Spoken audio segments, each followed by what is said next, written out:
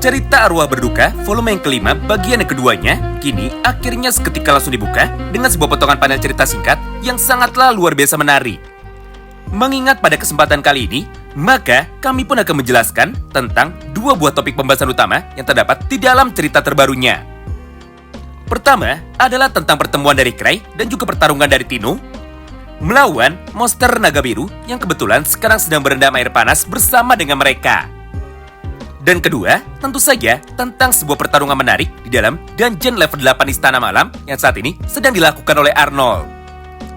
Oleh karena itu, tentunya bagi kalian yang penasaran tentang seperti apa cerita lengkapnya, maka kalian bisa simak terus ya video ini sampai habis.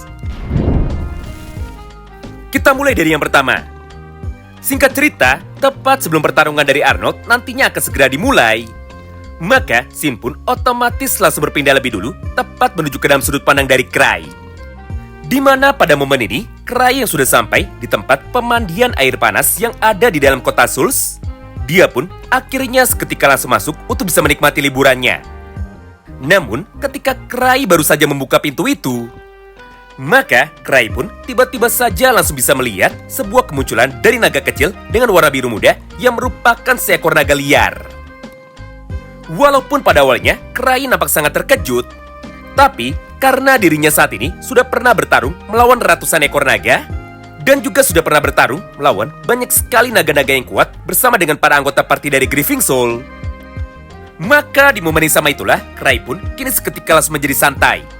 Hingga tanpa menunggu lama, dia pun sekarang langsung berendam. Dan juga dia pun langsung mandi air panas bersama dengan seekor naga liar tersebut. Di momen inilah, Citri dan juga Tino yang kebetulan saat itu tidak sengaja lewat dan juga sebelumnya sudah mendengar suara teriakan dari Cray. Mereka pun akhirnya saat ini langsung dibuat menjadi terkejut dan juga dibuat menjadi salah paham.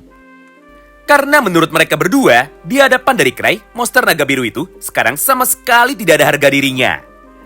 Mengingat monster naga liar yang merupakan monster tingkat tinggi, ternyata dia pun malah menjadi mainan dan juga malah menjadi sebuah peliharaan tepat di hadapan dari Cray. Padahal kenyataannya dan juga kejadian yang sebenarnya tidaklah seperti itu. Mengingat pada kesempatan itu, monster naga biru sebenarnya sedang mencoba untuk dapat menyerang tubuh dari Cray dengan cara menggunakan kekuatan dari cakarnya dan juga dengan cara menenggelamkan tubuh dari Cray menuju ke dalam air. Tapi sayangnya, tidak peduli apapun yang dilakukan oleh monster naga biru, dia pun sekarang sama sekali tidak bisa melukai tubuh dari Cray. Padahal Cray sedang tidak membawa satupun relik dari cincin Sevriknya atau dari cincin pelindungnya. Sementara itu, melihat kedatangan dari Citri dan juga Tino, monster naga biru tersebut kini langsung mengalihkan perhatiannya menuju kepada mereka berdua. Sampai pada halaman yang berikutnya, dia pun sekarang langsung memutuskan untuk dapat bisa menyerang Citri dan juga menyerang Tino dengan menggunakan teknik semburan airnya. Akibatnya, semua permukaan ruangan yang saat itu terkena semburan air dari monster naga biru itu kini seketika langsung menjadi rusak dan juga sekarang langsung menjadi meleleh. Menyaksikan hal itu, Cray yang kepalanya sudah keluar dari dalam air, dia pun kini langsung berkata kepada Tino, yaitu Tino harus berhati-hati berhadapan dengan monster naga biru itu. Karena walaupun pada dasarnya kekuatan dari naga bisa dihitung bergantung dari seberapa besar ukurannya, alias, naga biru ini adalah monster yang sangat lemah jika dilihat dari ukurannya. Namun, naga tetap saja naga. Di mana menurut Cray, mereka adalah monster mistis yang sangatlah berbahaya sekali dan juga monster yang sangat sulit sekali untuk bisa dikendalikan. Jadi berdasarkan hal itu, Tino pun harus menggunakan semua kekuatan penuhnya jika dirinya ingin bertarung untuk dapat mengalahkan monster naga biru tersebut. Di sisi lain, Citri yang menyaksikan Tino saat ini mulai diserang, dia pun akhirnya malah memutuskan untuk bisa menghindar. Karena menurut Citri, ini adalah ujian bagi Tino. Di mana jika nanti dirinya bisa mengalahkan monster naga air, maka secara otomatis Tino pun akan mendapatkan sebuah gelar baru, yaitu sebagai seorang pemburu naga mirip seperti Arnold. Mulai dari sanalah jalannya pertarungan di antara Tino melawan monster naga air ini kini seketika langsung dimulai. Di mana di dalam praktiknya, Tino pun tanpa berhenti sekarang terus mencoba untuk dapat bergerak dengan menggunakan kekuatan penuh.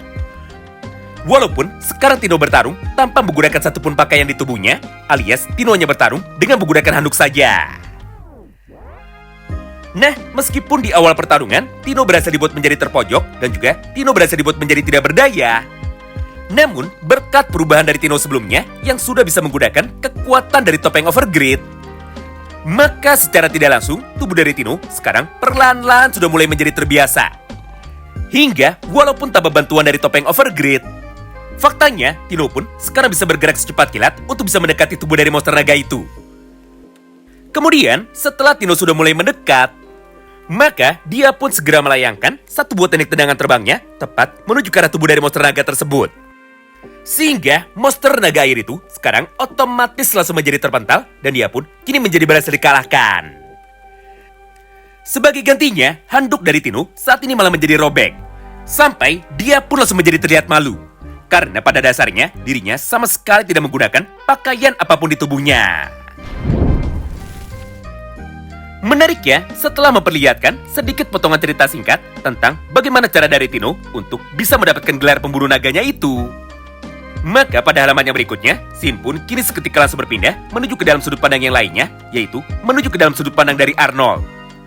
Di mana ketika pertarungan dari Arnold sekarang sudah dimulai, Arnold pun tanpa pikir panjang, kini langsung mengaktifkan semua kekuatan skillnya, yaitu kekuatan tebasan naga petir dengan menggunakan pedang besarnya. Sehingga hanya dengan satu kali tebasan saja, tubuh dari monster skeleton atau monster kesatria hitam yang kebetulan sekarang ada di hadapannya, kini seketika langsung menjadi hancur. Nah, hal yang sama pun sekarang dilakukan juga oleh semua anggota partinya, termasuk Gilbert dan juga Rudra. Di mana dengan kekuatan serangan dari mereka, maka semua pasukan skeleton yang tersisa saat ini langsung menjadi tumbang dan juga mereka pun nampak sudah tidak berdaya. Walaupun untuk sementara waktu, kelompok dari mereka bisa bersantai dan juga menikmati kemenangan pertama mereka. Namun kenyataannya, sebuah kejadian buruk yang sekarang sama sekali tidak mereka sangka, kini akhirnya langsung terjadi. Di mana pada kesempatan ini, mereka pun saat ini sudah lupa bahwa dungeon yang mereka masuki adalah dungeon dari Istana Malam dengan level 8 yang memiliki jenis monster spirit atau jenis monster hantu tingkat tinggi. Yang artinya, meskipun tubuh dari monster itu sudah berhasil dihancurkan, tapi selama jiwa dan juga mana dari mereka masih tersisa, alias masih belum habis, maka tidak peduli apapun yang terjadi, monster skeleton dan juga monster kesatria hitam ini otomatis akan menjadi bangkit kembali. Dan juga mereka pun sama sekali tidak bisa mati jika tidak dihancurkan sampai dengan kejiwanya. Itulah yang menjadikan alasan kenapa 3 orang teman dari Cry, yaitu Atom Smart, Lucia dan juga Luke Cycle, membutuhkan waktu yang sangat lama untuk bisa menyelesaikan dungeon dari Istana Malam ini. Mengingat kenyataannya, semua monster tingkat tinggi, baik itu monster raja terakhir ataupun monster rendahan seperti ini, mereka pun memiliki skill regenerasi alias skill penyembuhan yang jauh lebih hebat daripada skill hunter pada umumnya. Berdasarkan hal itulah, party dari Arnold sekarang malah menjadi terlihat sangat panik. Serta mereka pun malah memutuskan untuk bisa berkumpul lebih dulu, demi dapat mengatur ulang rencana seperti apakah yang selanjutnya akan mereka lakukan. Di momen inilah, Chloe dan juga Rudra sekarang langsung memberikan sebuah saran untuk bisa kabur. Karena menurut mereka, sangatlah mustahil sekali untuk bisa menyelesaikan dungeon Istana Malam ini dengan anggota party mereka yang sekarang. Bahkan semua perlengkapan dari party Arnold, mulai dari potion penyembuhan sampai dengan potion penambah kekuatan serangannya, saat ini semuanya sudah mulai habis. Hingga dia pun sama sekali tidak tahu harus menggunakan cara seperti apa lagi untuk dapat bisa mengalahkan mereka semua. Gara-gara itu, Arnold pun sekarang langsung menjadi bertanya-tanya, yaitu skuad apakah sebenarnya Cry dan juga semua anggota partinya yang tadi sudah masuk duluan. Mengingat di dalam pertarungan ini, Arnold membutuhkan banyak sekali item dan juga harus mengeluarkan semua kekuatan terbesarnya untuk bisa mengalahkan 2 ekor monster saja, itu pun mereka masih bisa bangun lagi. Sedangkan Cry sudah berhasil mengalahkan ratusan bahkan ribuan monster skeleton yang mayatnya sekarang sudah ditumpuk di halaman dengan sangat rapi sekali. Mendengar pertanyaan itu dari Arnold, Gilbert yang ada di sebelahnya kini seketika langsung menjawabnya dengan sebuah kesalahpahaman baru. Di mana menurut Gilbert, ini adalah ujian Thousand Trial yang sudah diberikan oleh Cry kepada mereka semua. Mengingat Cry pun dengan sengaja menyisakan beberapa monster skeleton yang sekarang mananya tinggal sedikit dan juga sekarang tubuhnya sudah terluka. Dengan sebuah tujuan utama, yaitu untuk bisa mengetes kekuatan kita. Padahal jika Cray mau, dia pun bisa saja mengalahkan semua monster di dalam dungeon ini sampai tidak ada satupun yang dapat bangun lagi. Menyaksikan dan juga mendengar ucapan itu dari teman-temannya, Arnold pun kini seketika langsung menjadi terkena mental.